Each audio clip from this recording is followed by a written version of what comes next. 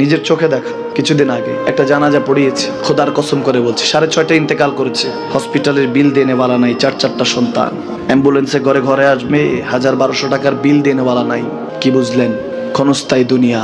মুমিনের কম থাকলেও আমি বলি, কেউ যদি এসে বলে হুজুর একটু দোয়া করেন, খুব পেরেশানিতে আছি, আমি তার হাত চুমু খেয়ে বলি তোমাকে মোবারকবাদ, আল্লাহ তোমাকে ভালোবাসে। পেরেশানি তো মালিক দেয়, এই জন্য এটা রহমত মুমিনের জন্য। পেরেশানি দেয় যখন ফেরেশতারা বলে আল্লাহ চাইতেছে টাকা পয়সা চাইতেছে, বলে এটা কি? বলে ফাসেক, দে বিদায় কর। তার চাওয়া চেয়ে বিরক্ত লাগে, বিদায় কর, কি লাগে দে। মুমিন যখন চাইতে থাকে আল্লাহ আমাকে কিছু লাগবে, যখন একটু করে চায় আমার মাটাকে সুস্থ করে দাও, বাবাটাকে আল্লাহ আমার স্ত্রীকে, আমার আমাকে একটু তৌফিক দাও, চাইতে থাকে মুমিন। আল্লাহ বলে যখন ফেরেশতারা দেখে মুমিন চাচ্ছে, দেরি করতে পারে না, তাড়াতাড়ি খাজানা নিয়ে দিতে নেবে, আল্লাহ বলে রাখোস না, এত তাড়াহুড়া কিসে? তার চাওয়ার মধ্যে তো প্রেম আছে, একটু চাইতে দেস না। থাকুক না মুমিন আর একটু পেরেশান, থাকুক না, থাকতে দেস না, একটু